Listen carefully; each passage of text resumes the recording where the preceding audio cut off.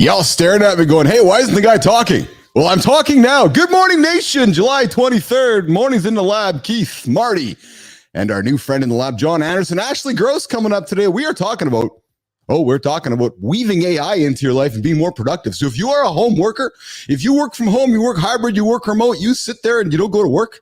Wait a minute. If you do go to work, listen, you bring AI into your life, you're going to be a lot smarter today. Ashley Gross joining us in a few moments. And in the second hour, Matthew Freed coming in. Make yourself tip. Woo, boy. Got to get the words out of the mouth today. Make yourself fit at home. Yeah. Why don't I just bring in Marty and John, because I'm having some trouble speaking here today. John, Marty, welcome to the lab this morning, gentlemen. Good morning, brother. Yeah. Marty. What are you doing today, man? I don't know. I think I'm distracted by our guest sitting in the lab. I was just trying to process what was Gross, Gross, Smith, Papago, man, or Patagonia, or all that stuff. What's going on, John? That was a hell of an intro, man. So the upside of that is that everybody truly knows we're live now. Yes. Well, you see, Marty, John and I grew up in an era where we had long openers. We had like the Led Zeppelin Stairway to Heaven. You'd listen for like 12 minutes before the first lyric came. Right? So now I'm having to learn, Marty, there's this Post Malone era where you got to get it all out in 12 seconds. And I'm like, I had my sip of coffee and I had everything ready to say, and then it just didn't come out, Marty. Just didn't come out. We'll go with that. There's time to make up for it, so we got lots of time today. Yeah, I'm excited about today's show. We got Ashley joining us to talk AI and weaving that into your life and making yourself a lot more productive. We obviously got the polls coming up today as well. We're going to catch up for the first few moments in the show with myself, John, and Marty. And then in the second hour, guys, we got a second trainer coming in, and Keith's just going to fade into the background and let John and let Marty and let Matt just take over the conversation to help you guys get fit at home. Right. So if you're sitting back and you work this remote hybrid work and if you've tuned into Keith and Marty before, today's the day where you have no excuse, where you're like, oh, I don't have time to work out. I don't have time to take care of myself. I don't have time to be fit. Well, first of all, John, Marty, Ashley's going to come in. I just made a post about that yesterday. My apologies for interrupting, brother. It's like the universe is just sending the messages. It's true, because Ashley's going to come in, Marty, and she's going to teach us all how to save at least 30, 45 minutes of time. She's going to show us a bunch of prompts. She's going to teach us stuff, and you're going to say to yourself, well, hey, I've just gained 30, 45 minutes back into my life today. And then Matt's going to come in second hour, and he's going to say, okay, John, you've just received 45 minutes back into your life. What are you going to do with it? And John's going to say, I'm going to lift. All right? So time creation. We live in a time where there's not enough time. If there's ever a person that can come along and say, look, I can create time for you, that person has got a line as long as you can see, because we all don't have enough time in our fast-paced worlds as of today. It's true. So good morning, Enzo. We got you here in the lab. I see you there. What's up, Enzo? I need to get this up. Yeah, it's the patented harp sound with the arms in the air signaling the future. Ashley, Enzo's in the future. I'm not sure where you're located. I haven't asked you yet, but Enzo's located in the future. And as we all know, if we need to know future things, Enzo has the answers for you. But Marty, we're going to put our friend John on the stage here for a second. He has no idea because he hasn't figured out the comment section yet, Marty. Uh-oh. So Enzo just pipes in and says, morning, how are we? And then Enzo says, Ashley, are you ready for this? Enzo says, whoa, I didn't know how famous this guy was. We got some John Anderson guy here on the show. Instagram was gobsmacked by, we are in the presence of a living legend. Enzo, well, you've been living with me for a couple of months. Are you saying I've been supplanted by another legend? Yes. Oh, wow. Yes. We have the legend John Anderson joining us in the lab.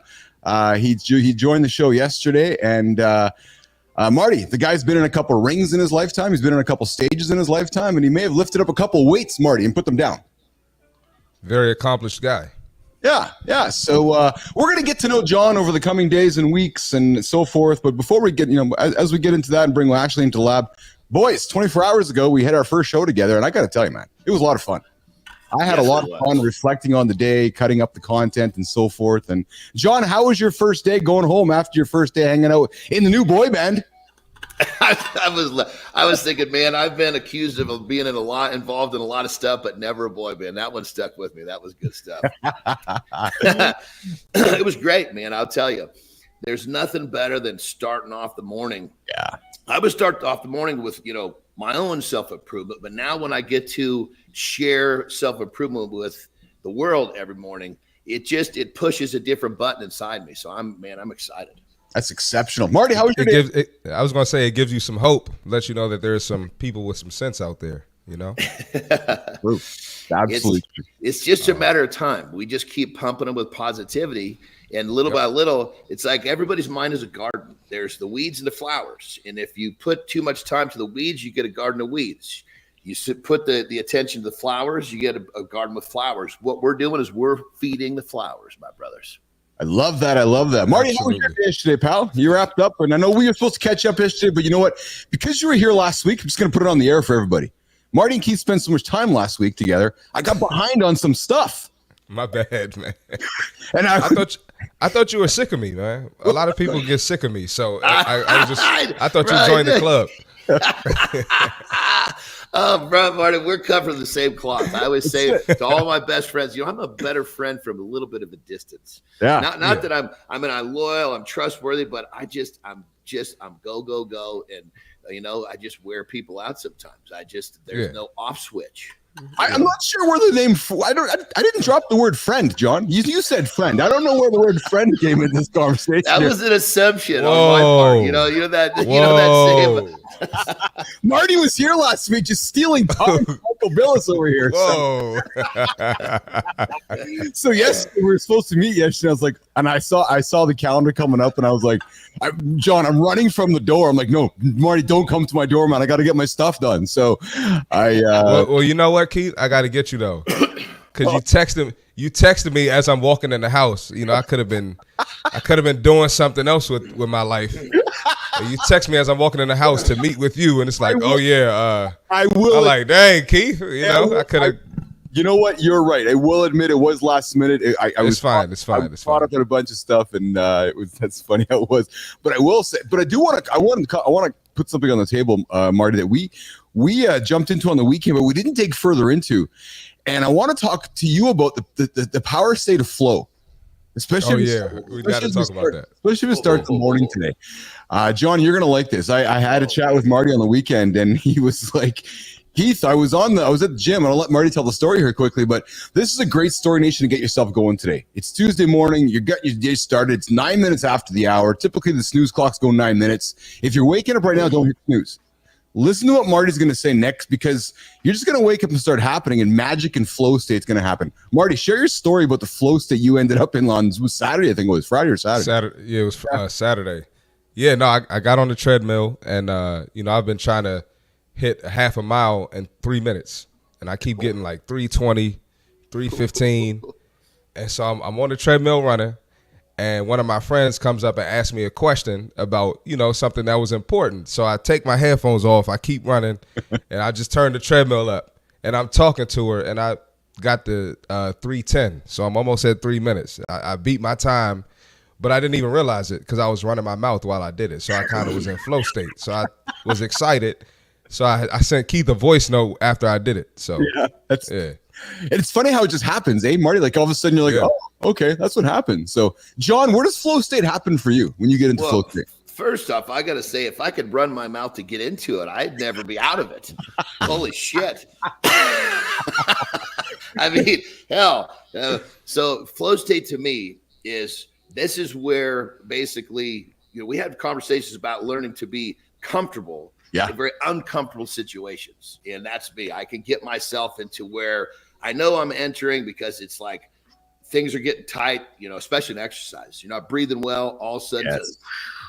And I refer to it in my first book as a portal. It's like I envision this little window opening up and I dive into it. And once I go through that window, that portal, the other side is filled with feeling good, seeing clearly, relief. And that's kind of my description of flow state. I like that. John, did you say you wrote a book? Yeah, I got a couple of them. That is awesome. Uh-oh. Yeah.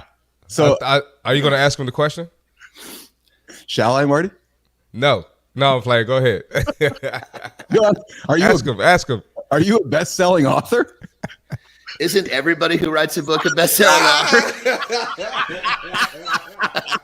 I mean, if you're not, you really did it wrong, correct? The biggest scam in authorship, man. So if you look at my LinkedIn profile, Johnny, I specifically have not an author, not a TEDx speaker. Oh man. There you go. Because everybody's a best-selling author. Everybody.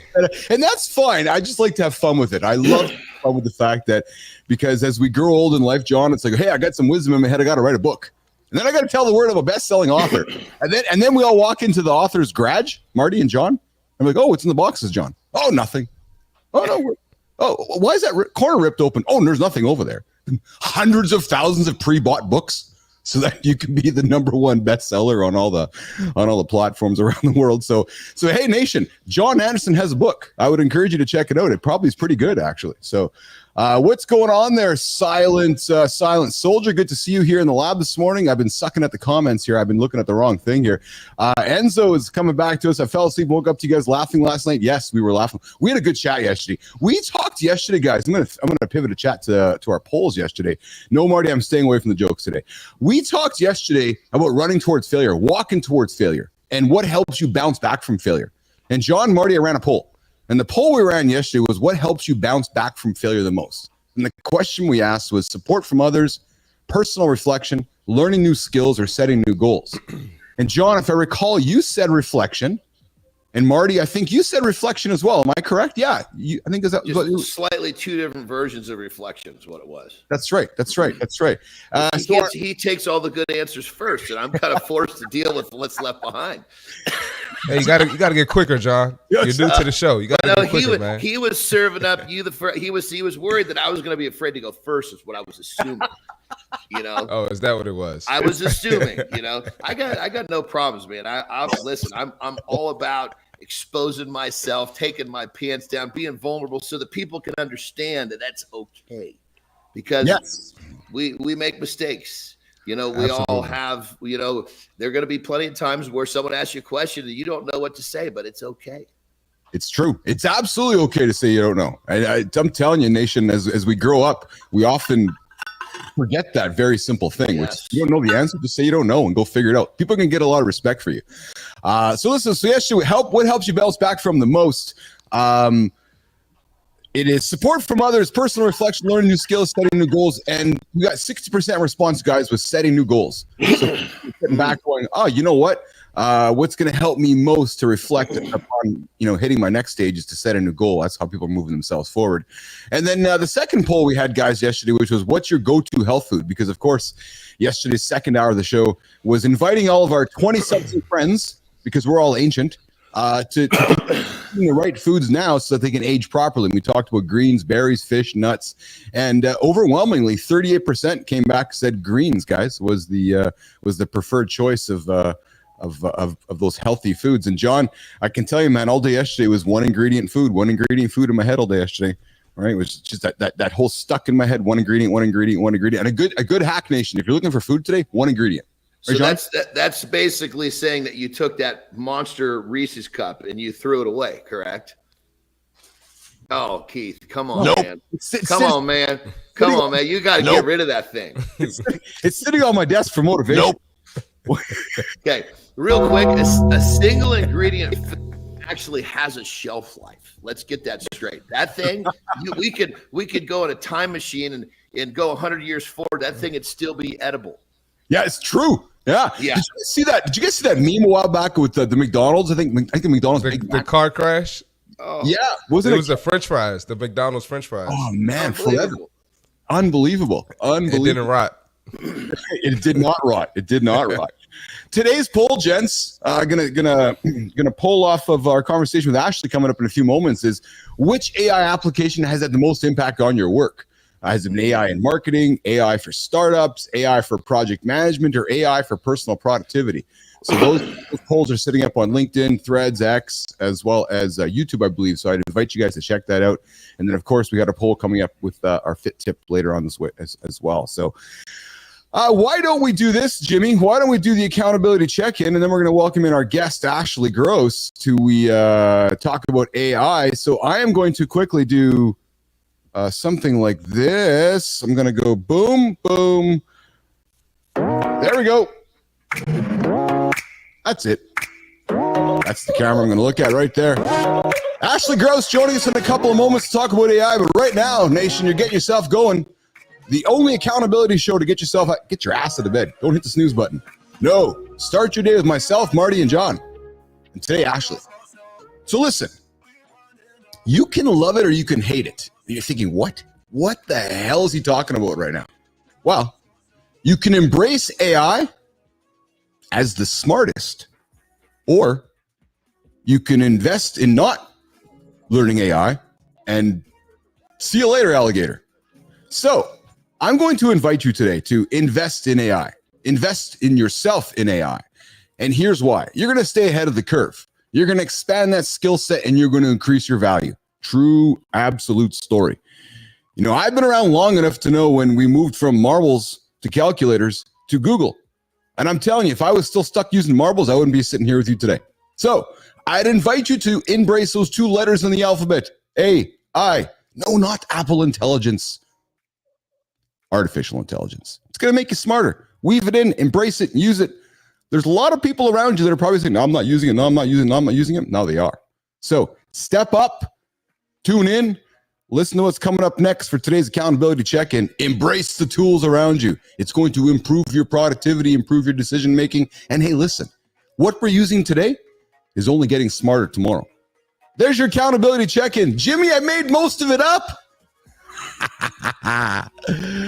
All right, gentlemen, I think it's this time.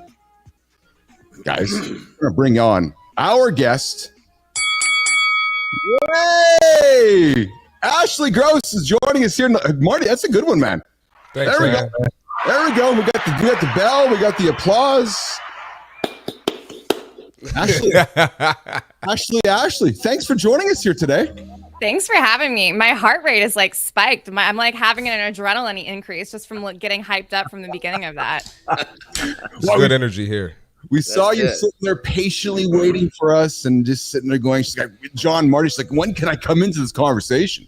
So, well, I'm listening to you with your Mark Wahlberg appearances and your like radio show voice. John's famous. Marty's got a shirt on and he's insanely jacked talking about fitness. And I'm like, I don't really know what I'm going to contribute to this conversation, but let's go. Let's do it. So I really glad we're recording this again because Marty, Johnny, twice in 2 weeks, man. Marty, what did Lauren tell you last week? She told me that people at the airport said he looked like Mark Wahlberg. Oh, what's that? What did you say again? I mean, I disagree, but it is what it is. Yeah. Ashley? Stay grounded. Mark Wahlberg's be better. Mark Wahlberg's uncle. Hey, I read a poster. The guy's getting up Uncle Wahlberg. That's it. Yeah. He's getting up at 2 a.m. these days to train John Anderson. Can you believe it? He's the same age as you and I. 2 a.m. he's getting up. Well, here's the thing. You got to remember is that the brain has activating system, which means that if you want to see something, it's going to see something. So people want to see somebody famous. You are the next best thing. Let's just throw the host under the bus today. Well, we got to be honest here. We're live. We got to call a spade, don't we? So he's Mark Jr. I'm actually a little bit younger than him, so I can be Mark Jr. So, but enough of me. We're here to celebrate our guest. Who is Ashley Gross? She's a curiosity-driven AI adventurer. She's a marketing leader at Commerce Tools. She's an ethical. John. She's ethical. Can you believe it? Yeah, we got an ethical AI advocate here. So that's a good thing. We got the founder of the prompt community, and we have a strategic AI expert. Ashley Gross is joining us from, I don't know, Ashley, where are you joining us from today? North Carolina.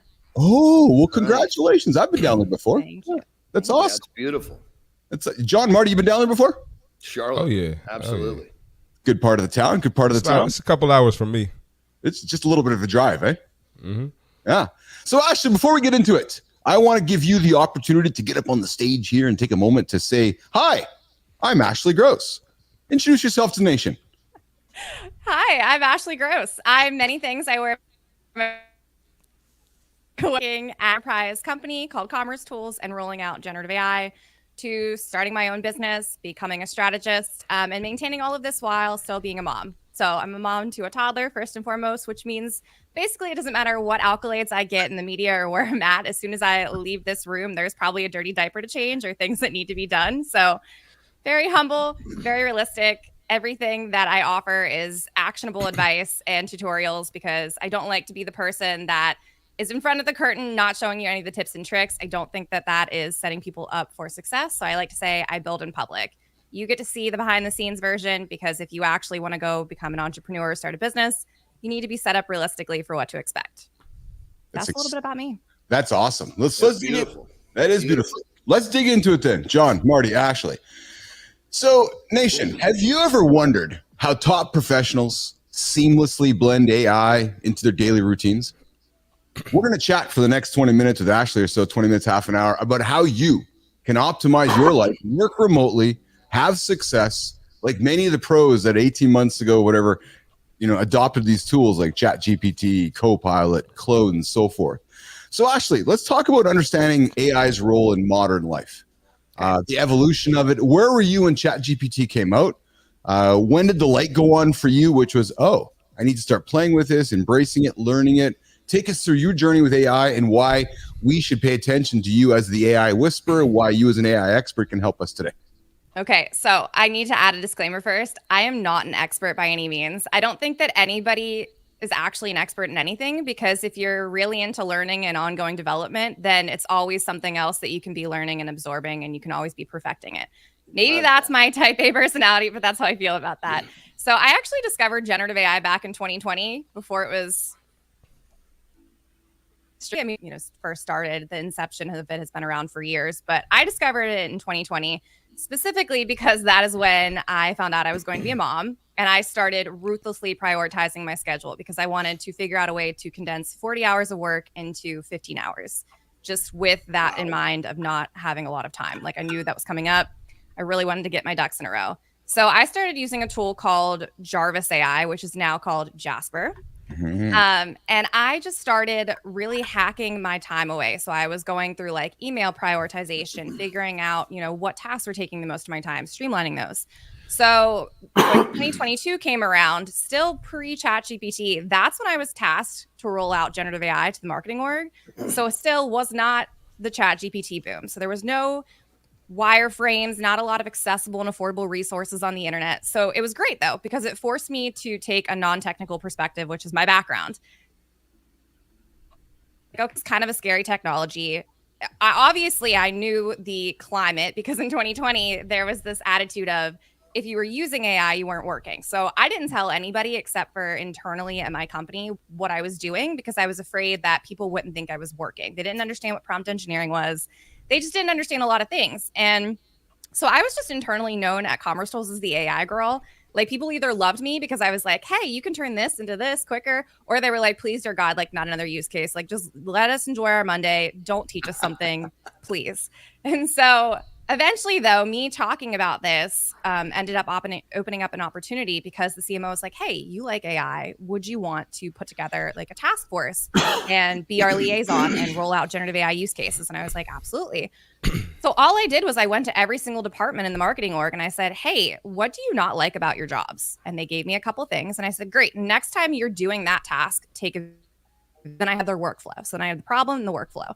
And then from there, I went and vetted these AI vendors and I made sure that they were ethical. I made sure we had IT policies in place, usage request forms. And that was the use cases that we rolled out because I didn't want people to feel like AI had to do their jobs for them. If there were certain tasks that they like doing, I wanted them to do that. I just wanted them to have higher job satisfaction. So that was the approach that I took. We developed over 25 AI use cases, but I think what is more of an indicator of success in my mind is always tying that to revenue in some way. So 3 months after implementing those LLMs, we actually overachieved our pipeline target of 90 million and hit 115 million. Wow. That was really the moment, like my mic drop moment where I was like, this is bananas. But I think that this would benefit entrepreneurs and small business owners a lot more, just because the bigger an organization gets, the more red tape there is, the more silos. It takes longer to innovate and drive impact in a meaningful way. And also, entrepreneurs art for time. So if you want to talk about adding value where it's really needed and helping people that are usually overlooked, like that's where I wanted to focus my attention on. So that's kind of like how this all came together. How it all came together. Marty, John. That's, first of all, that's amazing. I'm speechless. So with all of that information, what do you have to say to people that are still pushing back against AI? Because you know it's still fairly new, like ChatGPT and some of the other things you mentioned, Jasper. People will be against it. People still stuck in the old ways. What do you have to say to those people? Yeah, I like to be really transparent and vulnerable. So I don't like the, sentiment of use it or you're going to get left behind. I don't think that fear mongering is a good way to motivate people. So I always try to stay away from those types of conversations and look at, it is scary, right? Like it does change things. You go to school, you learn skills, you get an entry-level job. Just rolling out technology that we haven't necessarily seen in real time before. We're talking about changing the way that people think of themselves and identify themselves, right? You see it all the time, especially on LinkedIn, ex-IBM, ex-Meta. Like they use their experiences to identify them. And so when you throw AI in the mix, they're like, well, what does that mean for my career? Does this change this? What am I doing? So I always like to encourage people. It's not you're either on board or off. It's a spectrum, right? So if you're uncomfortable with it, then maybe the first use case that you use is something fun. Actually, that's what I insist that they do. I like to work their confidence up and intrinsically motivate them. So I would say, why don't you just go into ChatGPT and ask ChatGPT to create you recipes based off the ingredients that are already in your fridge? Because it takes 30 seconds to input all of that in, get a response, and then you're intrinsically motivated because you see the immediate ROI and it took you 30 seconds, because we do live in an instant gratification world. So they need to see the results fast without it having anything to do with their professional life. And then we kind of work. Next use case takes 60 seconds. Maybe the next use case is teach me how to say a certain phrase in Spanish, right? Because it's just talking to ChatGPT 4 on me. Again, 60 seconds, they get it back. The light bulb goes off. It took them a couple more minutes or a couple more seconds that they see the result. And then we go up to something that's 90 seconds. And then we kind of walk into the productivity conversation and transition into business. So I look at it as a spectrum with building blocks of use cases, and the amount of time that it takes you from start to finish to get the use case outcome goes up with time, so that they're training themselves to be patient over time to wait for something. And they're also working on their prompt engineering skills without really knowing what that is. Today, I was during my morning coffee routine, I was reading, and coincidentally enough, in today's Harvard Business Review, an article was published, which I'll share with you all. But Gen AI is coming for remote workers first, and Matt Bean talks about, and some interesting stats actually, team. That's I want to find it here, but Microsoft recent workforce survey, over 31,000 people across 31 countries, shows that as of May, 75% of their employees surveyed are using Gen AI in their daily work, a figure that has nearly doubled since January. And here's what struck me the most. Almost 80% started learning these tools independently. Wow. Right? So people are waking up going, okay, I got to go learn this myself. And employers aren't far behind. Gartner's October 2023 survey indicated that 55% of corporations were either piloting or releasing large language projects. The reality is that when we look back to other technologies that disrupted the world, when AI was released, they actually pointed out a lot of it was free. It was instantly available and useful for 2.6 billion people immediately and instantly. Right. So it's coming for AI. It's coming for remote workers' jobs. The reality is we need to embrace it, use it. And I think actually where I want to pivot our conversation to right now is the marketing space. It really has impacted marketing first, actually. Talk about how AI has weaved its way into the world of creators, marketing, content creation. You started with Jarvis. So did I before you were introduced to everything else. But let's talk about how it's absolutely disrupting the marketing space. Well, here's the thing. So if we look at where the state of marketing is right now, right? So we all were accustomed to Twitter being a specific way and LinkedIn and Instagram and TikTok. And now there's like this overlap where it's all video content. There's very common patterns, and even the algorithms are feeding this instant gratification. I would even say like epidemic. I would go so far as to say epidemic, because if you are creating videos on LinkedIn and they're under 90 seconds, you have more value and the algorithms will like it more than if you uploaded a 3-minute video. And this is across the board on all our social channels. So if we look at that instant gratification, it's almost made it completely impossible for every employer to be everywhere all at the same time and be putting content out just like and distributing this in the same way. Like it's impossible to do manually. So if we look at how AI is disrupting that, it's now giving people the option to be everywhere all at the same time, to create automations where they take one form of content and they snip it into a bunch of others so that they can schedule it and post it everywhere. Because if they don't, their competitors will, right? So like puts everyone in this internalized pressure bubble of like, well, they're doing it, so we have to. And it just like continues. And it's like, when does it end? It doesn't. It just continues to evolve.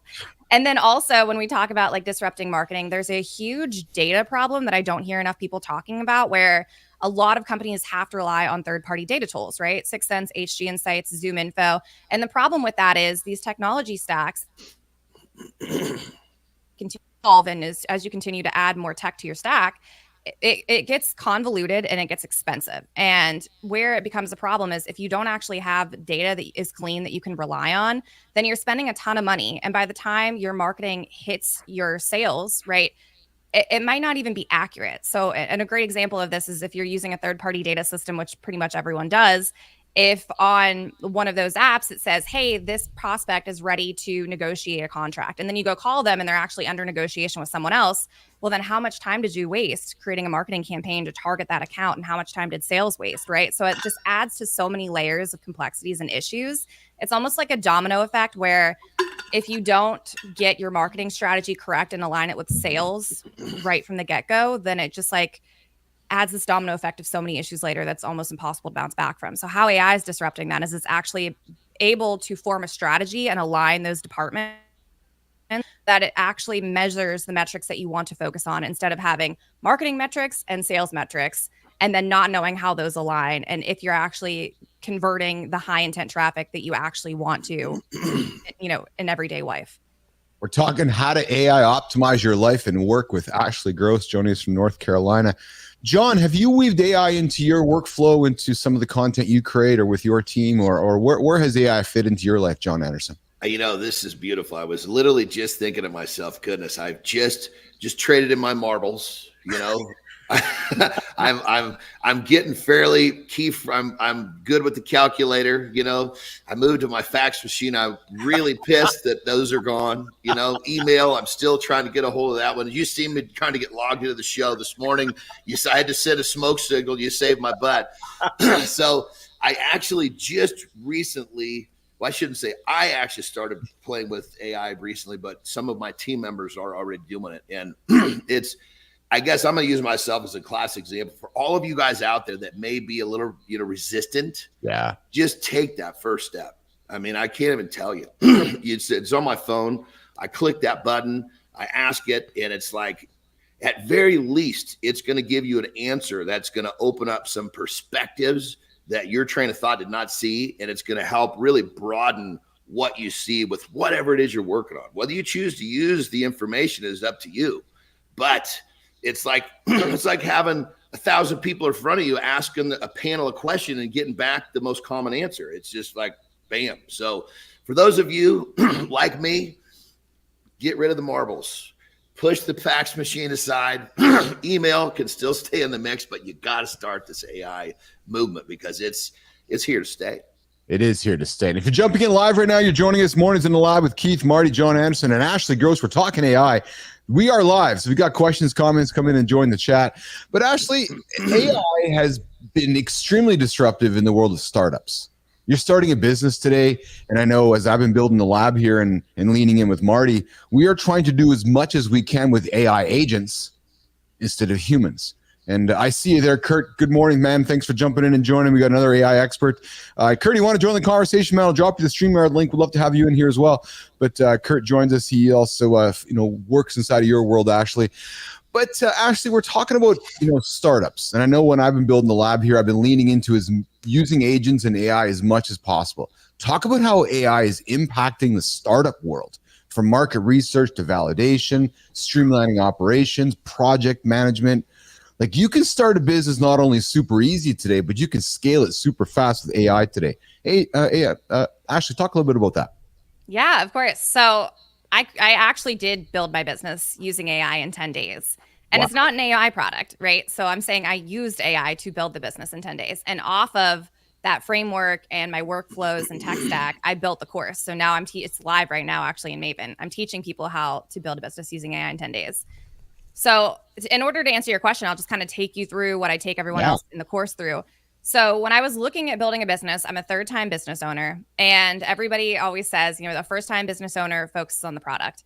And then like a second and third-time business owner focuses on the distribution. And that's so true. So I think part of it was prior experience of failing and what I learned from those failures, right? And what I learned from the good and the accomplishments. But I also did a ton of research, and I ended up finding out that lots of startups fail to start for three main reasons, right? There's some outliers, but in general, they fail for three reasons. And it's poor product market fit, a bad business plan, or lack of skills and resources. Right? Like, we have all this technology that's supposed to make our lives easier and help us do these things. I think that for me, at least, it's the amount of resources not being available in a concise way that makes sense and relates to me. Okay. So when I was building my business this time, I was like, I'm going to attack business building with the three challenges first. So if I have the three problems, what is the tech solutions for these problems that will literally help me to not fail for one of these three reasons? Because if I'm not failing for one of these three reasons, then I can limit it down to, it's either going to be a me problem, right? Like, I'm afraid, I'm not motivated, maybe I'm not managing my time well, but like the whole point of this was kind of like funnel down the problems until it gets to things that are all in my control. And then we're good and we can hit the ground running. And so what I did was, for idea generation and validation, I started using AI to really just, like, the exact prompt was, here's the skills that's the bad, right? Go through and evaluate these skills and add on any that I missed as far as hard and soft skills go. And then from there, it was like, okay, here's the things I'm passionate about. 5 days a week, I want to be focusing on networking, public speaking, and creating content. And then I just kept going through this workflow of like, here's the jobs I've done. Here's the skills that I have. Here's what I enjoy doing. Here's what I'm passionate about, until I got an idea. And then I used AI tools to validate that idea, right? So instead of manually going and looking at the market value and the demand for my skill set in that business model, I started using different AI tools to actually measure social media channels and see how many times people were asking questions related to this business idea. And it just kept trickling down. So by the end of this business course and by the end of my workflow, I have a business plan with financials, financial projections, SMART goals, MVP, everything that you need, so that you can literally take that business plan and either go pitch it to VCs, angel investors, your bank, or you can go have need. You literally just have to start, because that's the hardest part for startups, is starting. They just don't know where to start. So if you break these things down into bite-sized modules, though, and you show them AI tools that speed up the workflow so they're not doing it manually, then by the time they get to that 10th day, they're like, whoa, I just did all of that.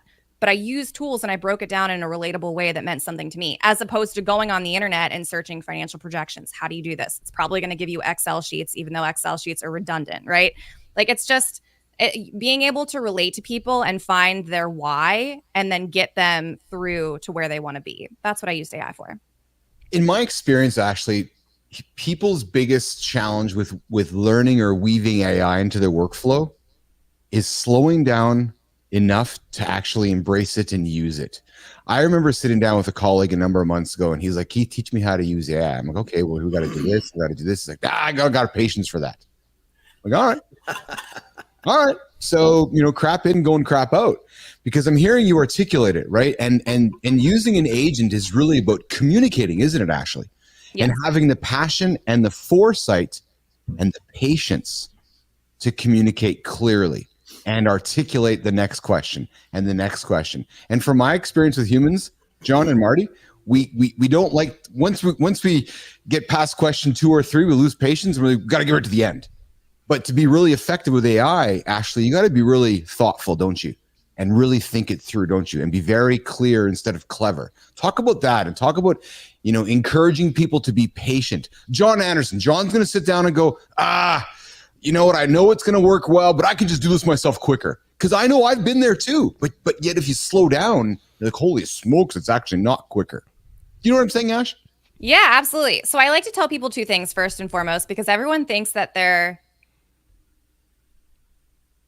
and like when I'm teaching people AI, I like to humble them right off the bat. And I like to say, what was the last new thing that you learned? And you'll be shocked because a lot of people don't have that answer. One, because of the awareness, right? They probably did learn something, but they're not intentionally listening to what they're hearing and actually like putting that in their long-term memory. So one, I'm making them more aware. I'm raising their emotional intelligence. Like I'm setting the foundation up to teach them AI, right? And then I say, listen, curiosity is the backbone of innovation. You want to be curious, right? Everyone's going to say yes. I'm like, okay, that's all innovation is leaning into that curiosity and testing it. Are you ready to test it? Yes. Great. So then I say, hey, do me a favor. For the next 2 days, we're not actually even going to touch AI. I just want you to write down a list of things that you need to get done and then communicate that with your significant other. And people are like, what? I'm like, just do it. And they're like, okay. And then I'm like, now, when you're telling your significant other, just open up your voice memo and record yourself. They're looking at me like I'm an alien. I'm like, just trust me and do it. So they do it. They get it back. I say, now listen to it. Everybody at this point is mortified because what happens is they humble themselves with their communication. Because to your point, if you're not a good communicator, you're never going to be able to use AI effectively and get good outputs. Crap in, crap out. So when they do that, I'm teaching them chain prompting, right? So I'm like, now go back and re-communicate that to your significant other using something different, right? Like use a different way. You hear yourself, you're cringing because you hear yourself and you're probably barking orders and you sound wild. So now try that again. And what happens is they're like, okay, I need to go get gas. And their partner's like, okay, cool. All right. I need to go to the bank account. Okay, cool. That's chain prompting. That is what you do in an LLM. So then they come back and I'm like, do you understand now what the difference is in your communication styles and what you could improve? Yes. Great. Now you're ready. And then we go into prompt training and like looking at things and I can't take them through anything else. So let's back it up, put Marty and John on stage and talk to them about prompt chaining, prompts and prompt engineering, and talk about that for a few moments, because John and Marty are like, okay, prompt chaining, prompt engineering. There's people tuning in right now, hearing you drop those words and they're thinking to themselves, what does Ashley mean by that?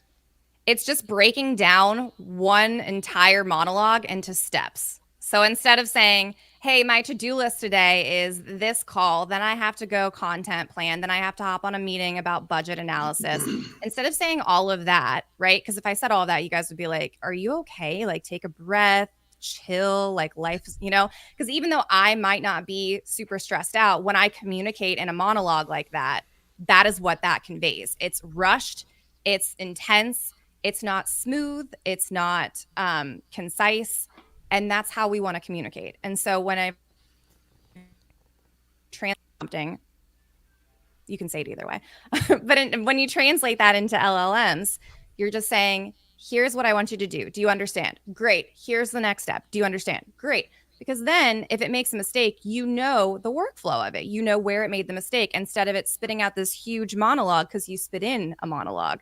And then you're like, I don't know what part of my directions you had a hard time with. But if you're doing chain prompting, you can catch it.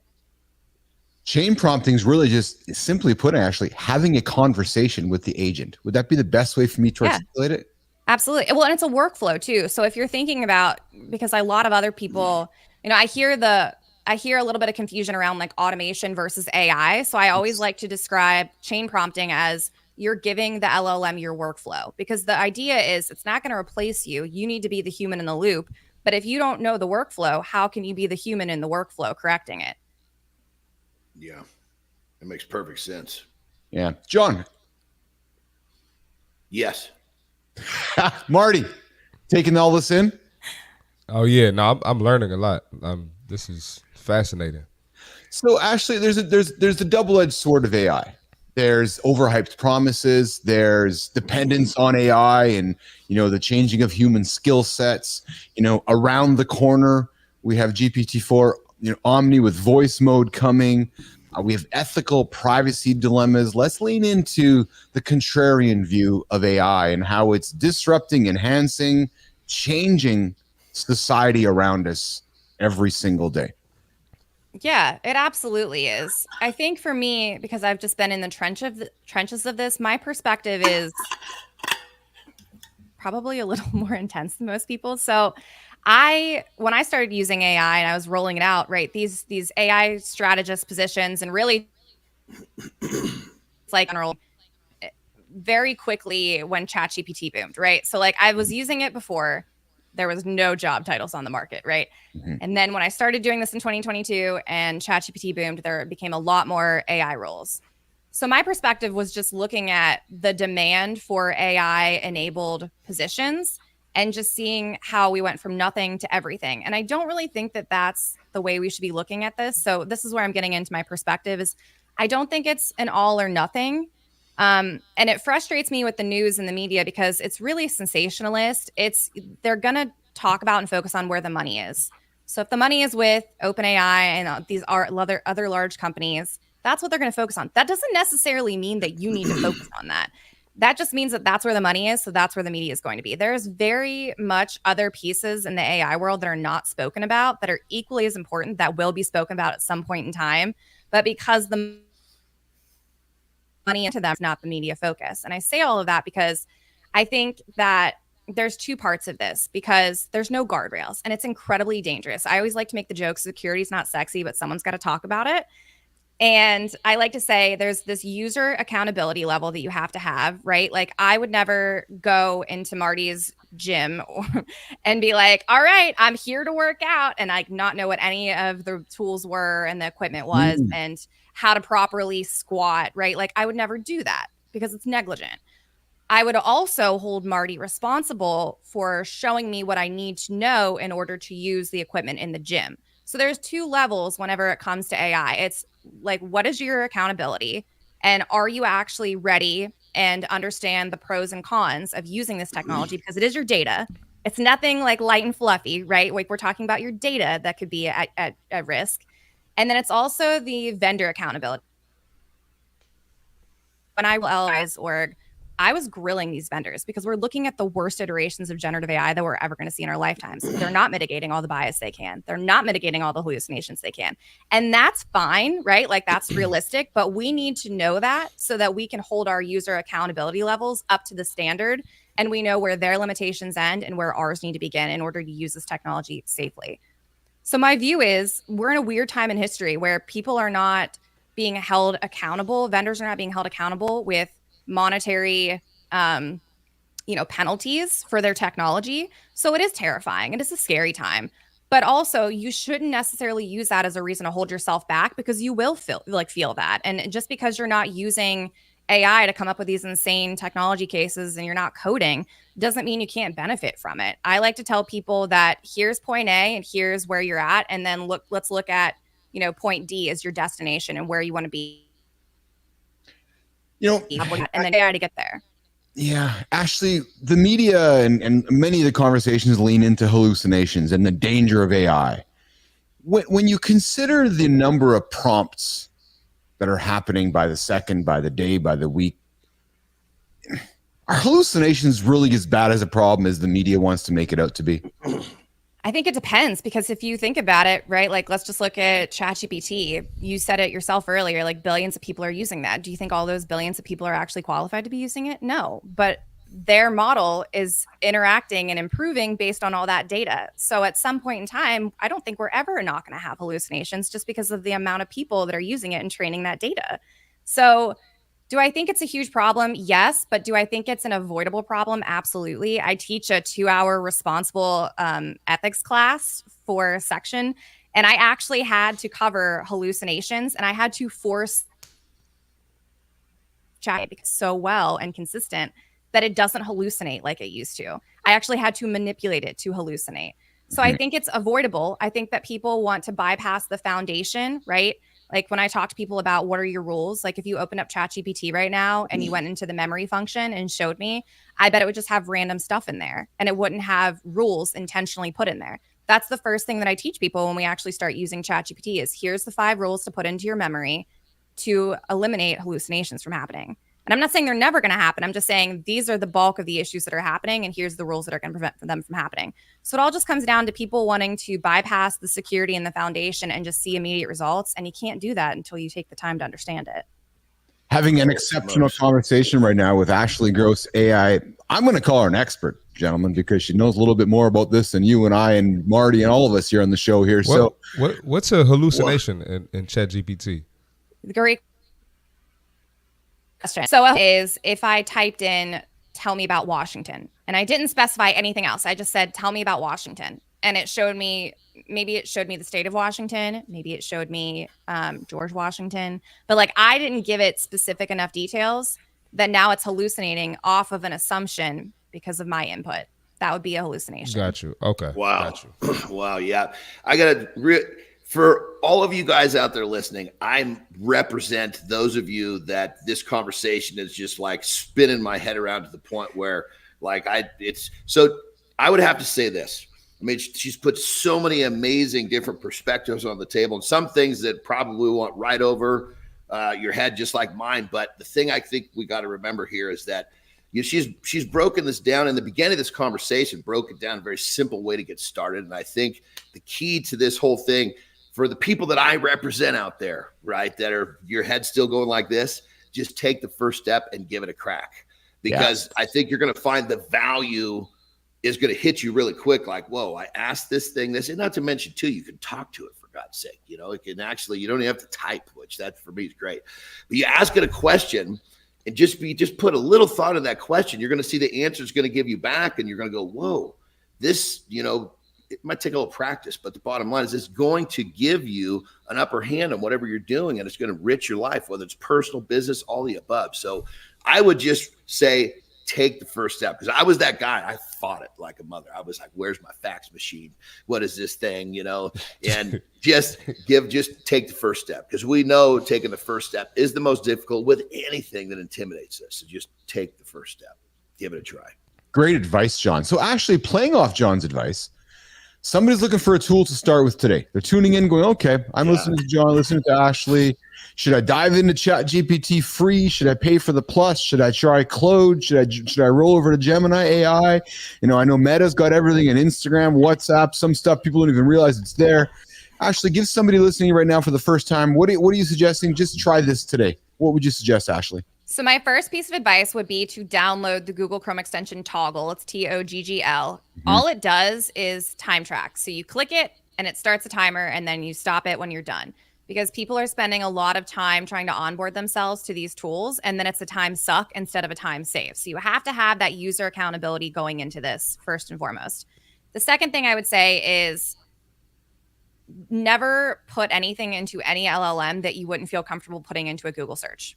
That's a good rule of thumb, right? Because like I don't think that you need to understand the history of LLMs and every conceptual part of them to use them correctly. Just use that as a blanket statement. And then the third thing I would say is find a problem. Because again, if you're tracking and not paying for a tool until you see that ROI, what is the output? Like, what is the outcome of this? What do you want out of this? Find a problem that you need to solve for, because then you're already using your time to solve a problem that is already on your to-do list. It's actually productive use of your time. So if I'm trying to, like, if I have my problem solved, then I would say like, go into ChatGPT, right? Make sure you're using 4. Don't use 3.5. It sucks. I don't know why they haven't gotten rid of it, but just don't use it. And then start that timer, type in your problem, and see how long it takes you to find a solution to that problem. And then stop the timer and see what time it took you, right, to onboard yourself.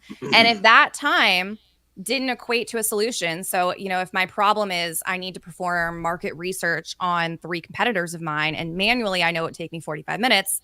If I stop the timer and my timer's 30 minutes, then great, right? I have a great value for my time. I found a tool that solved my problem. Like, we can keep using this tool. But if it didn't equate, it for the move on, like pivot immediately, and don't ever pay for a tool until you try it and see the ROI on it. What a great piece of advice. Download Toggle Nation, add it to your Chrome extension, try a task out, and see the time you will save. Guaranteed you're going to save time. There's no, and then that extra time you can take and go for a walk, go for a lift, go for a stretch, invest it back into yourself, right? Yes. So we got Matt Freed sitting in the green room waiting for us. We're talking AI, how to work out and be training at home, in the coming minutes here. But Ashley, wrapping up our chat with you here, what's one piece of advice you would want to make sure that somebody takes out of our conversation today on how they can ultimately increase their product? Toggle aside. Mm-hmm. How can they ultimately increase their productivity with AI? Okay, so one great use case that I would recommend everyone try is get away from your computers. I understand that we're on a computer right now, so there's a little bit of redundancy in this answer. But have to pay attention to how much time you're spending at a computer, especially if you're a remote worker. Go outside. You can still use AI. So here's my tip. Grab whatever free voice memo you have on your phone. And next time you're outside on a walk with your kids, whatever you're doing, and an idea inevitably comes to you and you're like, oh crap, I forgot to do that. I have a to-do list. I forgot this. I need a reminder. Open up your voice memo, speak it into the voice memo. Then download a free app. So Akio is one, right? But just download any free app that is an audio to text transcription app. Upload the audio into the transcription app, and then put that into ChatGPT and say, write my to-do list. And now you're not attached to your computer. All you're doing is speaking into your phone, and you have a to-do list that AI helped you create. That would be my first and last tip that I give people, because if you do this, then you see the value it brings. You get to stay outside more. You get to do things that you're enjoying more. You get to be free from no computer all the time. And you see the ROI of AI. That's my tip. That's a great tip. I think, Ashley, I want to lean into what you said here, and even John talked about it. I still think people's apprehension with AI is as much learning how to speak to the machine. Yes. Right? Which is, okay, I'm going to speak to this thing and it's going to help me. Right? Because we're just not conditioned to do that, right? So you've mentioned voice memos so many times. And when I started embracing Otter.ai as my AI assistant, then weaving that into my chat GPT and then weaving AI into our stuff here, the amount of data that we create through voice, people just don't think about. Right. Right. Absolutely. So, Nation, every single show that we create here, we create a massive library of this.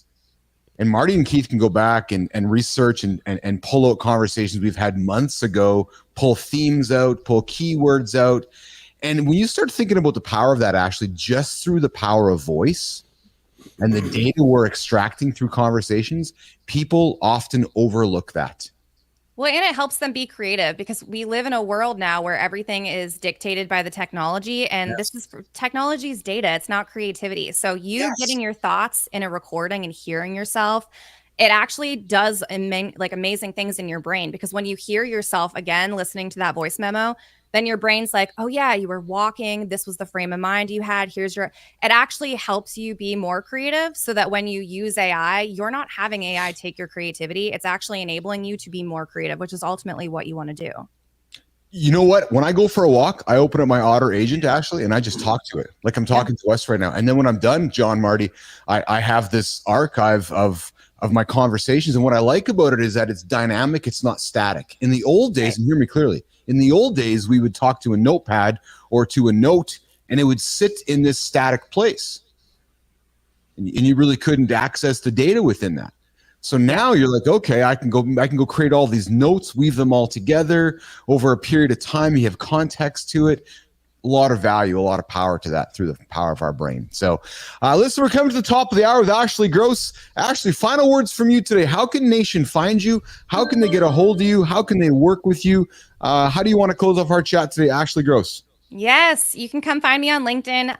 My ethos is accessibility and affordability. So if you send me a DM, I will respond. I don't have any automations on any of my social media. So if you send me a message, it is very much me. And let me know where you're at. I have all of this useful information, and I don't really get to put it in all the different places that I want to. So help me help you. And just start small, iterate mindfully, and just make sure that you have a buddy to do this with, because it is something really big. And if you're doing this alone, pill back on. Absolutely. Absolutely. Marty, Johnny, final words for Ashley as well? Well, I got to say what you just said a second ago kind of like did something in my mind. So again, for those of us who were kind of, semi, head spun by this whole conversation, you said, let AI, basically it's going to it'll actually help your creativity. Because I don't think that people think that, boy, I have an idea, I have a thought, and I want to make it bigger and better. I think people are thinking I'm going to grab some information that may not be mine, but in actuality, you're talking about taking something that's in you and having this tool make it bigger and better. And to me, it kind of flipped the way I looked at it. Exactly. Yeah. No, absolutely. Well, everybody has great thoughts, but the problem is our first thoughts that come to our mind are usually not that great. But instead of having somebody to bounce those ideas off, we usually just let that idea die, and then it doesn't have time to evolve and actually come to life, right? So that's all you're doing is you're getting the thunking out and you're turning into actual thinking. That's exactly it. Marty. Yeah. First of all, thank you. I learned so much. And what was that app called? You said Akio. How do you spell that? I spell it, it's spelled AIKO. Ashley spells it a different way. I spell it. I asked that because I know a lot of times, like when I'm, doing my cardio, I get my best ideas, so I can just talk instead of trying to write it in my notepad. Yeah. So that'll probably help me a lot. Yeah. I also like to use it for my public speaking though, too. That's an underrated use case because I talk on a lot of stages and sometimes I get stage fright. So just reiterate, practicing my talk and having ChatGPT open to listen to me, because it pointed out to me recently, it means I'm uncomfortable, which means I probably didn't focus on those parts of the speech enough. And me being biased, I'm like, oh no, I have the whole thing memorized. I'm good to go. But when I open it and I just start talking to it, then it reiterates back to me. And it's here's the specific parts that you started speeding up at. Maybe go revisit those. Wow. Okay. Yeah, I need that. I love that you lean into that, and I want this to come out the right way, but that is absolutely a generational thing. And I'm not trying to age myself, but I love that you lean into it because you're like, yeah, I got to go speak on stage. I'm going to go talk to the robot, and the robot's like, Ashley, you're nervous. No, I'm not, robot. I'm not nervous at all. I'm actually pretty good, right? And there's a lot of people that are like, huh? She's talking to the robot? Yeah. And I bring that up, Ashley, because voice mode is going to change the world when it comes out, isn't it? Yes, absolutely. And I'll tell you something, Ashley, we're going to invite you back because, and I haven't told Johnny yet because John's new to the show, but Keith and Marty are weaving voice mode into the show. So we're going to set the iPad up here. Camera's going to be on the screen so it can see us, and we're going to weave it into the conversation. So Omni is going to be the other host along with Keith, Marty, and John. We're going to make Omni part of the show is the plan. I love this. That's the plan. Amazing. Cool. Congratulations. When that happens, Ashley, we got to invite you back. So I'll tell you right now, publicly on the show, when Omni's announced and it's released, and Ashley, I'm always, flicking my refresh on my app store to see if I get it right. I'm like, oh, I got the mode, but it's been delayed. So, but when it does come, we're going to weave it into the show, and we're going to have the world's first. We're not only the world's first accountability show to wake up in the morning, but we're going to have the world's first AI agent as part of our morning show. Perfect. I can't wait. Yeah. Ashley, thanks for jumping in today. Was it as good today for you as it was for us? We had a lot of fun with you here today. Yeah, I don't even need to watch my motivational movie or music. I'm just I'm good to go. I'm still amped. Awesome. So I'm gonna ask you something. No, Marty, what should Ashley do for us? Like the video, share the video, and subscribe or follow us. There you go. 100%. Do that. My heart, you got me there for a second. My heart dropped. I thought he was going to say crunches. I'm like, listen, I'm not your target market. I can do that though. Come on. Yeah, you could be a fit mom. Nothing wrong with that. Ashley, we were out with Marty. He was in Winnipeg last week, and Marty's been known to just be walking through somewhere, just drop and do push-ups. So we were walking. That's not true. We were walking into the gym last week, and we're walking in, and all of a sudden, Marty's in front of us, just dropping on the ground doing push-ups. Like, oh, there he goes, man. He's got to get. You asked me to do push-ups, man. Come on, man. I did. Ash, thanks for joining us today. You know what I like to say always: once a guest of the lab, now always a friend of the lab.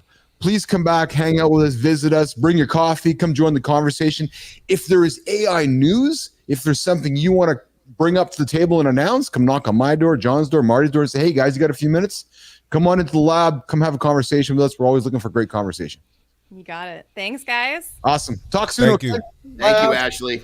Awesome. There goes Ashley. She's off the stage. Thanks, Jimmy, for getting her off both those stages. We got Matthew Freed joining us in a couple of moments. Matt, we're going to walk you in here in a second. Into the world of AI later today. Say that again. Are you guys both ready to jump into the world of AI later today? I'm thinking John's just ready to rock and roll here. Actually, no, John's running to the bathroom here in a second here. So, you know what I did is I actually have altered what normally I get up, I drink 1.5 liters of water out of bed. Yes. I bumped it to 1 liter to see if it would give me just a little bit more ability to not almost pee my pants on the way to the toilet. awesome. There you go. There we go. Solid advice from John Anderson here at 6 minutes after our second hour here, Mornings in the Lab. Matthew Freed coming up here in a few moments. We're going to talk with Matt about 6 tips to stay fit and motivated while working from home. So, Marty, Ashley just spent the last half an hour with us talking about getting time back into your world so that you can actually take care of yourself remotely and get that physical fitness into your life. Marty, what was the one thing you took out of our chat with Ashley today? Well, she first of all, she brought up the ACO and the Jasper app, so I didn't get a chance to ask her what Jasper is, so I definitely want to check that out. But basically, kind of like what John said, just taking a step and getting comfortable and actually communicating. I know when I use ChatGPT, I'll have it's like a thread, like a text thread. Yes. And, I might ask a question and it'll bring something up. And sometimes it's not specifically what you want. So she basically let me know that I need to communicate with it more, ask it more questions. And now that I'm thinking that it's like a thread, I can definitely do that and implement that into my use of ChatGPT. If there's advice I can give both you gentlemen is truly treat it like a human. So John, when you're going to sit down and chat with it, like really, or pretend you're talking with a lawyer, right? And I use that as specifically because I think when we as humans sit down with our lawyers, we think, okay, I'm spending a lot of money with this human being. I got to be clear. I got to be exactly right, because the guy's costing me $1,000 an hour. I got to effectively. It's the same thing with ChatGPT, right? Just take the time, and I know in my time, I want it to happen faster. But I love Ashley's advice, which was start Toggle. Because you think it's going slowly, but it's actually going much quicker by just slowing down to go faster, right? So speak clearly, have a conversation just like you are with me or your lawyer, and you're going to find the magic coming out of that. So I'm inspired for sure to give it another push. 100%. That show gave me it pushed that button in me that said, hey, you got to take a bigger first step, dude. This first step that you're doing, you're not proud of this first step, are you? No. Well, you know what? No, let's call it, especially for guys of our generation, right? There are folks that are in, we're talking to people, Marty and John, in our show here that are maybe 45, 48, 50, maybe going through a career transition. Maybe they're waking up going, you know what? I'm thinking about doing something else in my life. But I hear all this AI stuff and I don't know what to do with it, don't know how to do it. I'm scared of it. What you're hearing from us today is don't be. What you're hearing from us today is like yesterday's message, right? Walk towards the failure. Embrace it. Try it. Yeah. And this fits perfectly into that because obviously it's new, it's unknown. Is it going to work? All of these things are great questions. But the bottom line is when you take that step forward, you are going to have some failures, which is going to lead to your success. It's that simple. 100%. All right, gents, let's pivot our chat to the next conversation today, which is we're going to bring this guy on the stage here. Jimmy, I got the vertical, man. You take the horizontal. We're going to bring Matt up on stage. There's Matt Freed joining us here today. Keith, Marty, Chris, and John. What's up, guys? How you doing? What's going on? Good. What's up, Matt? How are you, That was Matt? awesome. You guys can hear me okay? Audio is good? Can hear you loud and clear. Yeah. So Matt Freed has been on the show before with myself and Marty, and today's the first introduction to John Anderson and Matt Freed. Matt joins us from New York City.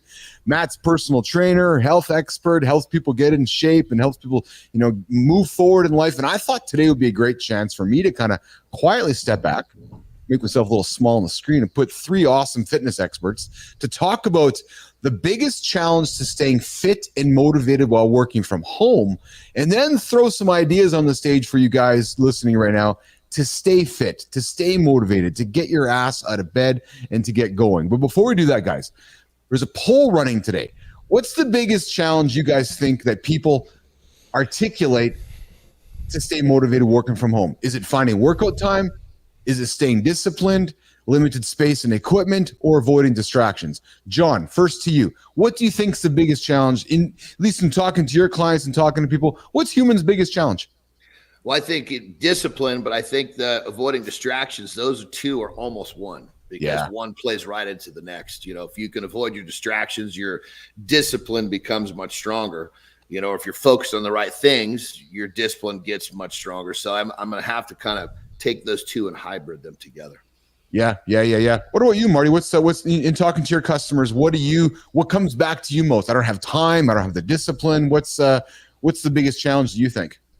It's been time for me, which is actually hard to believe, working from home.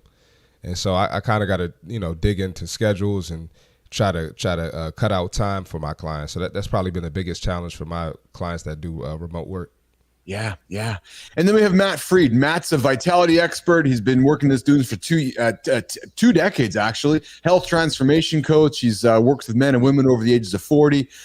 He's got a proven roadmap for youthfulness, and he's a health span extension advocate. He does not talk about gimmicks or fads. He talks about pure tried principles to move your life forward. So Matt, what's the biggest challenge that people come to you with when it comes to finding that that excuse? Is it workout time, discipline, space, equipment, distractions? Why are people not taking care of themselves when they're working from home remotely? Matt Freed. Yeah, great question. Great points from John and Chris. And thanks for having me back. And thanks for that awesome intro, Keith. So I think building on what those guys said, because distractions are huge, I think right up there with distractions would probably be mindset, right? Like, you have to start, if you want to change your physical body, you have to start to change on the inside too. So that's probably to me, a little more than half the equation is just making working out and staying fit, even if you're working from home, a non-negotiable thing. If you can start with that, then things will start to flow from there. Johnny, Marty, take on that. Oh man, I cannot agree more. I mean, the outside of us is a direct correlation to the inside. It kind of goes back to habits. There's so many different things that we can turn to here. But the bottom line is when we have our mental state, ironed out, so to speak, and it's a daily thing. It's not like you click a button and it's good. You have to manage this daily. But when you learn to manage the mental aspect of this journey, the physical aspect kind of falls into place. And the best part is the physical aspect will feed the mental aspect. So it's like this circuit that goes round and round, and the more you do it, the better it gets. So I cannot agree more, brother. We are talking about 6 tips here today. So one of the ones we want to put on the table, first of all, to give our nation, some tangible nuggets to walk away from, Matt, Marty, John, is set a schedule. If you're working from home, set a schedule. And from my opinion, and from the lab's opinion, you start it with the non-negotiable of your morning exercise. Matt Freed, comment on the power of a schedule and the power of morning exercise. Yeah, a schedule is great. I mean, I love to work out early in the morning, but that doesn't really matter when you do it. It just matters that you do it, right? So there are some days that I've got meetings like this one early in the morning, so maybe I'll push my workout to later, right? But having a schedule is a great place to start. I would totally agree with that, right? Yeah. John, you told me a couple days ago that you said to me that your noon the day before, I found this fascinating, Marty. Check this out. You said to me that the noon of the day before is when you set your mind schedule for the next day, because when you get up the next morning, you don't want to make the wrong or the easy decision was the word you used, because it's easier to be tired and lazy the morning that the decision is going to take place. So let me reframe that. So today, Marty, John's going to say by noon today what he's doing tomorrow. Yeah, 100%. Did I explain that properly, John? Yeah, it's basically comes down to it, and everybody's formula for this little methodology is going to be different. For me, I find myself, okay, I want to make the right decision, not the easy decision. And if I find myself making decisions when I'm tired, At the end of the day, early in the morning, I find that little voice in my head is always leaning towards the easy one. And now I'm in sort of a battle as to where if I ask myself the questions when I'm sharp, when I'm feeling good, I'll make the right decision, because I can look at both sides of the equation and go, okay, how do you really feel? Okay, yeah, I'm pretty sore. You know what? Tomorrow, maybe you need to back up a little bit on your training, or whatever decisions I need to make are made when I'm confident I can make the right decision, not the easy decision. You got to take away the resistance too, right? So it's like, one thing I always tell people is go to sleep in your gym clothes, right? So that way, when you wake up in the morning, it's simple, but that's what I do. And even though I have a gym in my garage, literally, like sometimes when I get out of bed in the morning, it's like, you have that resistance. So the less resistance, the better. Oh, brother, I love this, because I'm a big connoisseur on wake up to some easy wins. I put water in my bathrooms. I get up, I take a leak, as we talk about a lot of the show, right away. And I go right for my, used to be 1.5 liters. Now it's a liter. So I can make it through the show, or try to anyway. My clothes are laid out, but I love this one because you wake up into your first win. You're already dressed to go to the gym. And every time, we have an easy win, it makes us want another one. And so I love this. For those of you, the little caveat I'd say to that, put your alarm, put your phone in another room or somewhere where you have to get out of bed, get on your feet to turn it off. So you're not snoozing, you're up, and you get up, and in that 10 feet as you walk to your phone, you realize, holy smokes, I'm already dressed to work out. Easy win done. This is beautiful. I love this, brother. Although I used to get in trouble for this when I was a kid. I used to go to sleep in my school clothes because I wanted that win. And my mom used to wake me up, pull over the car. You did it again. Made me change my clothes and took my win away. I was always so bothered. We're talking 6 tips to stay fit and motivated while working from home. Matt Freed, you mentioned it. You said you have a garage at home you train in. Talk about the idea of a dedicated workspace, separating work, personal space, fitness space. Not everybody has it, but how do you coach your customers, especially in places like New York City where not the most square space available? How do you encourage or coach somebody to dedicate that separate space at home to take care of themselves? Great question, Keith. So what I would say is let's go with the extreme example where someone has no space, right? They live in a 1-bedroom apartment in Manhattan, like I used to, and there's, it's maybe 500 square feet or something, right? So no gym at all. You don't need a gym. If there's no gym, you really still have no problem. And there are no excuses is what I would say, because you can do calisthenics. You can use a backpack full of books. You can use water bottles, jugs of water. You can go outside, weather pending, you can go in your hallway. If you're really living in a box, apartment, you could go in your hallway and you sprint in the hallway. So there's always a way, right? And we're talking about tips to stay fit and motivated while working from home. And I also want to build on this point by saying that it doesn't mean, for the listener who's just getting started, maybe who's not in great shape at all, maybe hasn't been to the gym in years, they don't have to go to the gym for an hour to get started. They can do 5 push-ups. That's a great start, so we can make the wins, like John was saying, very small wins in the beginning, Love this. Yes. John talked about, Marty, when he travels, he finds stairwells to go up and down. Yep.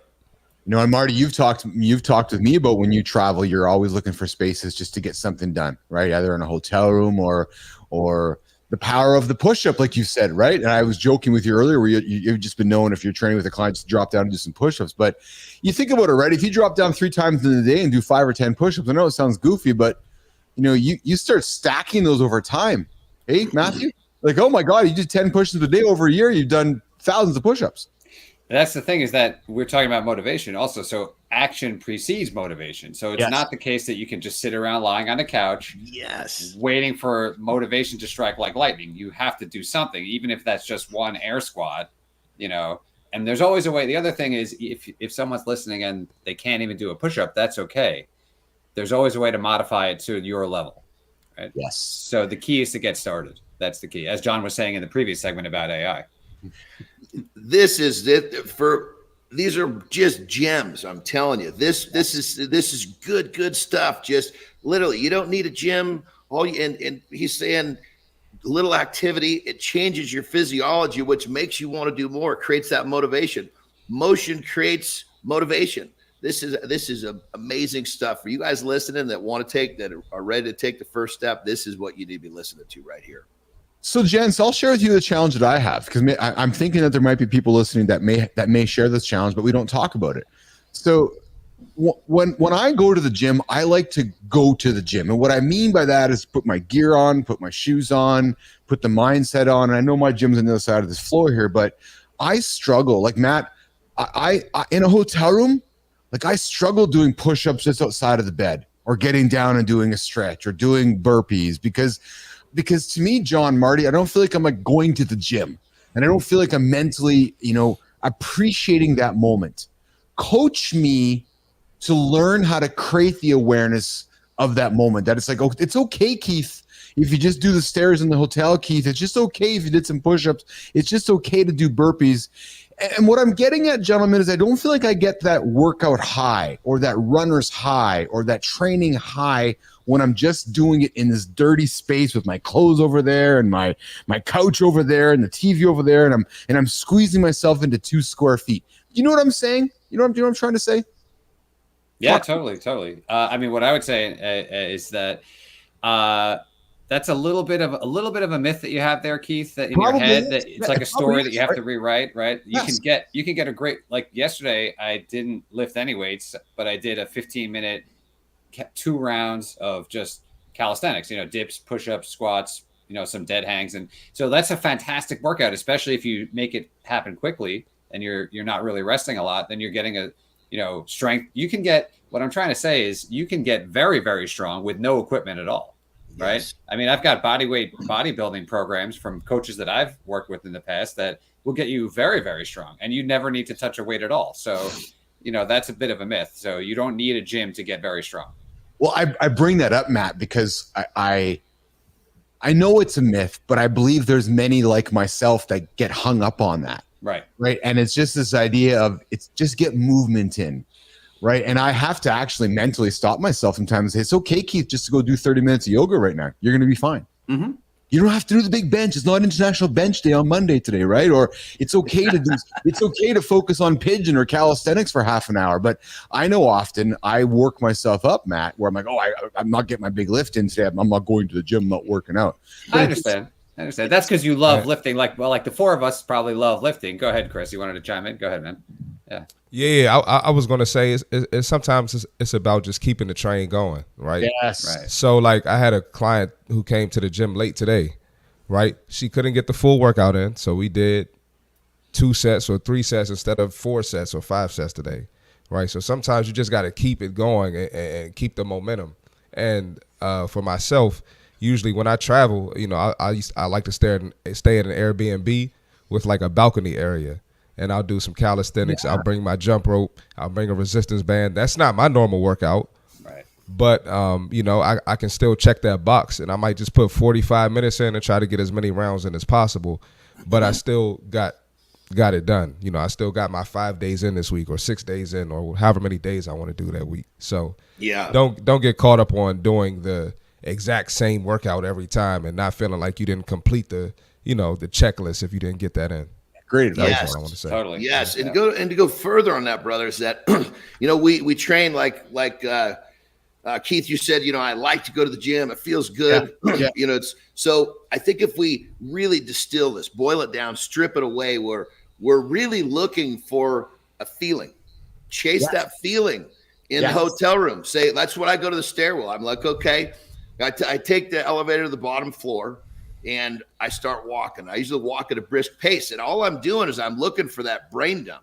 I'm gonna get uncomfortable enough. I'm gonna have enough pain. I'm gonna have a hard time breathing. My brain's gonna okay.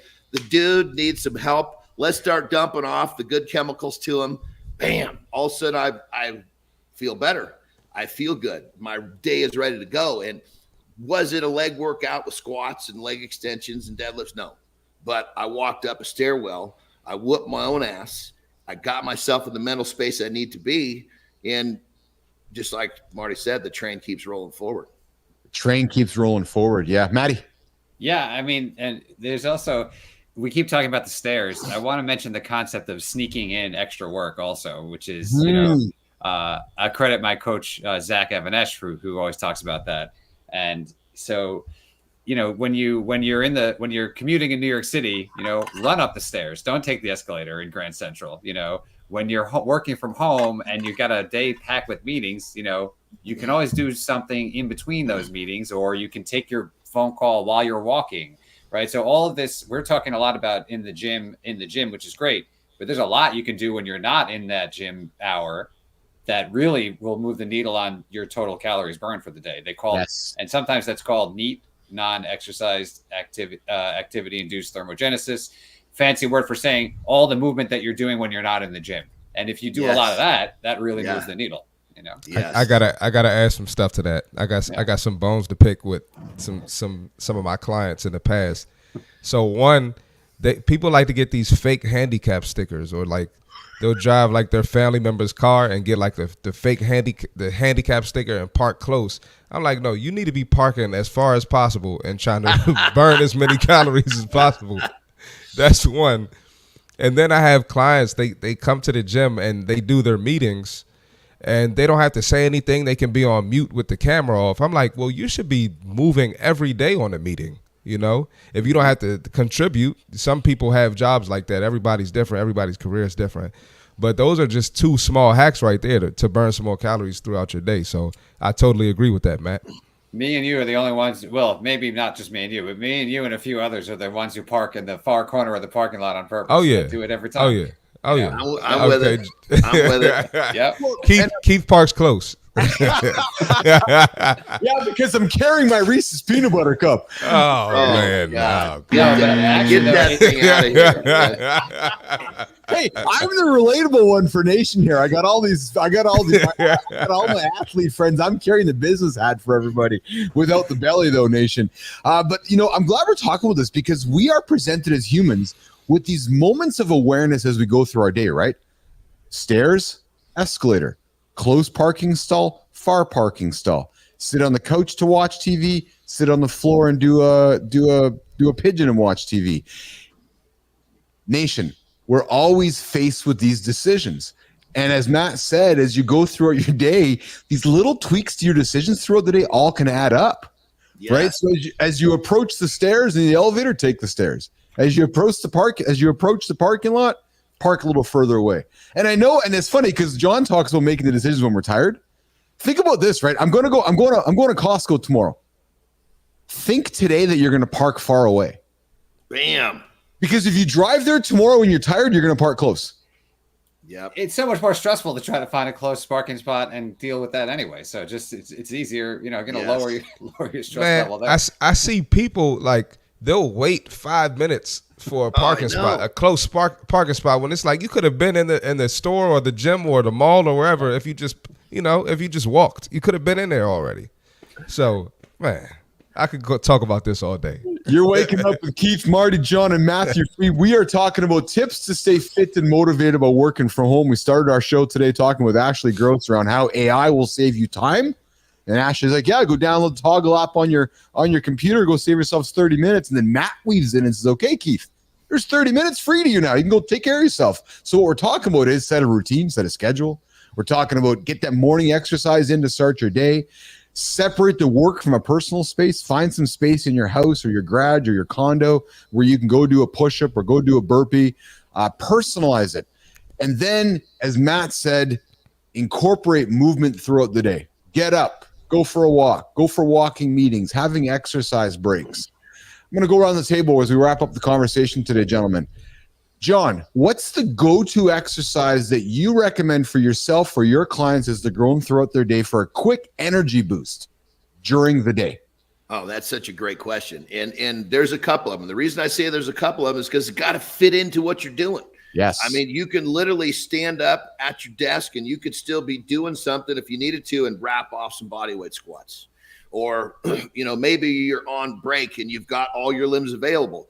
It might be difficult in a suit, but 10 burpees will change your physiology. period. End of story. Now, obviously, you don't want to rip out the butt of your pants. So if you're, that's, but even some push-ups. So I would say squats, push-up, burpees, these right here are real easy, but the simplest one, and I love Matt made this whole thing so simple for people. Great job, brother. Just a brisk walk. I mean, shit, you can take a brisk walk up and down the hallway at the office. You could do it in your own home. It doesn't matter. As long as you get that blood pumping, I mean, it's simple. Motion is what creates motivation. Love that. Love that. Matt Freed, what's your go-to exercise you offer up your clients or that you take throughout your day? You talked just use some calisthenics. What's one recommendation you'd give Business Athlete Nation today, Matt Freed? Yeah, I agree with John. I mean, for me personally, it's calisthenics. I love push-ups and pull-ups and squats. I love them. But that's also what I love, which is so important for you, the listener, to do what it is that you love. So if you're not, that's maybe more important than anything we've said, so that you'll stick to it. But so if you're not into some of the things that we've mentioned, I would agree. If you are stuck working from home or stuck in an office all day, it is very important to get outside in nature and take a walk, especially if you're a beginner who, let's just say you can't do a push-up or a burpee. Get outside and get a brisk walk in. I would say I would go there first. Yeah. Yes. Marty, where do you come at with this, my friend? I say push-ups for sure. I'm big on burpees like John. And if you could get a flight of steps and just walk up and down, you can scroll your phone, you can listen to a podcast, you can listen to music, you can listen to the morning show, whatever you decide to do. I think steps are great, man. And even when I'm at my peak VO2 max, peak cardio, the steps still get me tired. So you can't go wrong with the steps. You've heard all the options, Nation, but I think Matt Freed lined it up the best. You got to find something you enjoy doing. Absolutely. Yes. And as long as you find something you enjoy doing, just start checking off the box every single day. Just do it. And you'll start stacking up the wins, whether it's push-ups, whether it's going for a walk, stretching. I'll speak for myself and my friend John there because Johnny, our friends Matt and Marty, a little bit younger than us. The power of stretching, Nation. As you're aging, I'm telling you, the power of stretching, mobility, agility. If you want to go tobogganing with your kids when you're 70, 75, or go trekking up the mountain with your kids when you're 70, 75, I cannot encourage you enough. Or, John, as simple as putting your socks on. I started focusing on yoga 4 or 5 years ago. Matt and Marty, I was telling you this, Marty, a couple weeks ago. I just focused on doing some yoga and pigeon and lizard and so forth. Man, the enjoyment of putting my socks on or tying my shoes, game changer. Mm-hmm. Yeah. Well, I know it's a great test. Can you put your socks on without sitting on the floor, just by picking your foot up, while standing on one foot? Like that's a good test of flexibility. That's good. A good test. That's good. And that's I know we laugh about it because it seems so duh, but it's not as we age. And people often say to me, Keith, what should I do as I age? I'm like, I said to my dad, can you crawl? The power of crawling, right? If you can crawl as a 60-year-old, 70-year-old, 80-year-old, think about that, right? So when we're little babies, we crawl.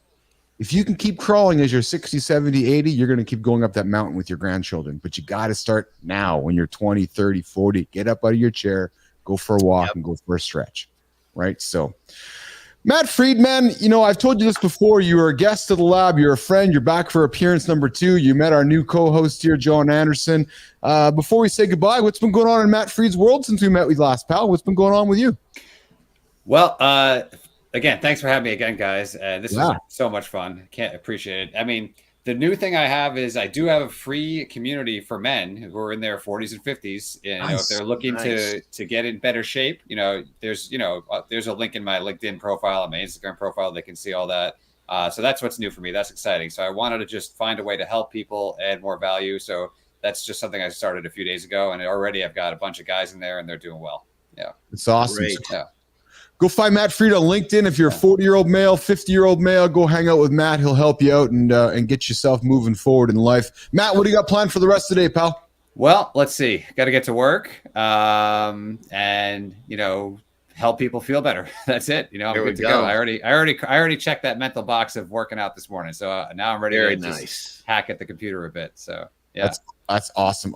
Matt Freed, thanks for jumping into the lab today, my friend. I appreciate you. I always appreciate you. We'll see you in the feeds, and we'll get you back again. Okay, pal? Awesome, guys. Take care. Thank you, Matt. Take care. All right, Matt Freed's gone for the day. We're coming up with the C Marty Fit Tip here in a moment. Jimmy, Marty, get yourself ready there.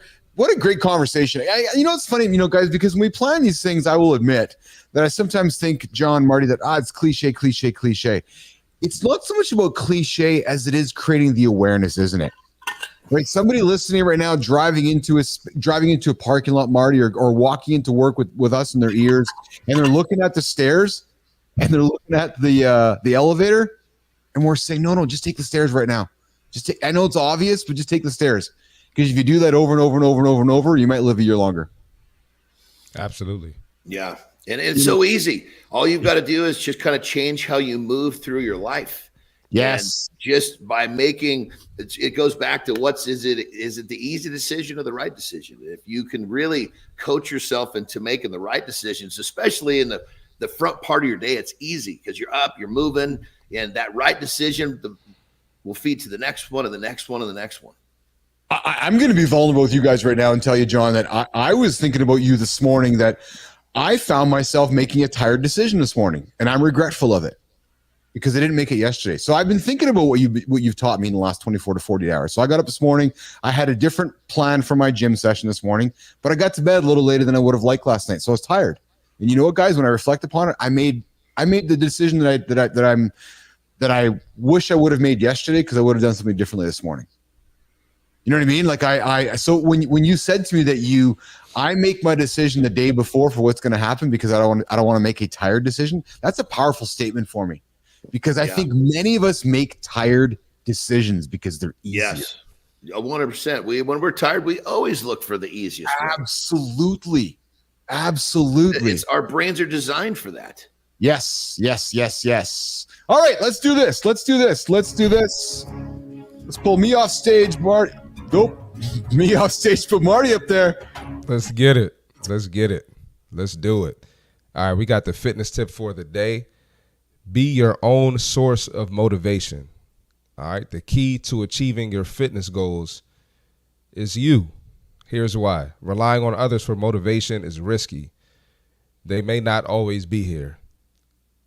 And I tell my clients this all the time. When I go on vacation, that's not your vacation. You still need to work out. So don't just rely on me, right? We're doing this for you. You're not doing this for the trainer. Your goals are personal. Only you truly understand them. Accountability starts with you. To stay on track, have clear, achievable goals. That's big. Let small wins fuel your progress. Create a routine that fits your life. Remember why you started. Keep that reason front and center. Your fitness journey is unique. Own it, stay consistent, and trust the process. That's the fitness tip for today. See Marty Fit. We drop every single day here. Content and conversation to help you get started and get your day moving. Gentlemen, we're wrapping up second round of the show here with Marty, Bilous, and Anderson here. Day number 2, July 23rd on Tuesday. Another great conversation today, guys, with both Ashley Gross and Matt Freed. Good time. 100%. Good stuff, 100%. man. Good time. Good stuff. So as we wrap up today, Nation, you're tuning in. I invite you to like the channel, subscribe to the channel, off some comments. Go follow C Marty Fit on Instagram. Go find him on LinkedIn. Go find John Anderson on Instagram. You're looking for some coaching, looking for some advice, fitness advice, go knock on John's door, Marty's door. Looking for some business advice or advice on not how to crack into a Reese's peanut butter cup, come knock on my door. So put that thing away, man. Put that thing away. Just throw it out, man. It's actually going to be the top on the show here forever. But I will tell you, so I had one of these a couple of years and it was sitting in the drawer here for a couple of years. And it actually became, John, to your point about chemicals, it just became this pack of powder. Like the peanut butter, everything inside of it just turned into this yeah. Well, Nothing. brother, if that thing is going to stay on the show, it better stay unopened. You hear me? Yeah. I have an immense sense of guilt that I cannot open this thing. So yes, trust me, because I'm sure that one day, Anderson, you're going to be here in this lab. I was very aware that when Marty came into the lab last week, John, that it had to be sealed and everything. So I had a baby, Marty. Keep it I straight. already checked. I checked it. Keep it straight. That's it. Yep. All right, Nation, we're going to get out of here for the day. I hope you guys have an awesome one. I got to go for a pee, John Anderson. I'm sure you got to go for as well. I can see it right here, baby. Yeah, we're going to get Martin. All three of us go at the same time. We're all going to rush out of here. And we're going to see you guys tomorrow morning back in the lab for a Wednesday show. I got to quickly pull it up here. We got tomorrow in the lab. I think we have Brian Clayton. Brian Clayton, entrepreneur discussion tomorrow, guys. Brian, John, Marty, he took $20, a lawnmower, and turned it into a $25 million business. Oh, that's going to be a great show. Tomorrow, Brian Clayton talking entrepreneurship. And do you really want to be an entrepreneur? We'll dig into it tomorrow. Tomorrow, mornings in the lab, myself, C. Marty Fitz. There's this. I got to bring some sound effects in. So we're going to get out of here. See you guys tomorrow.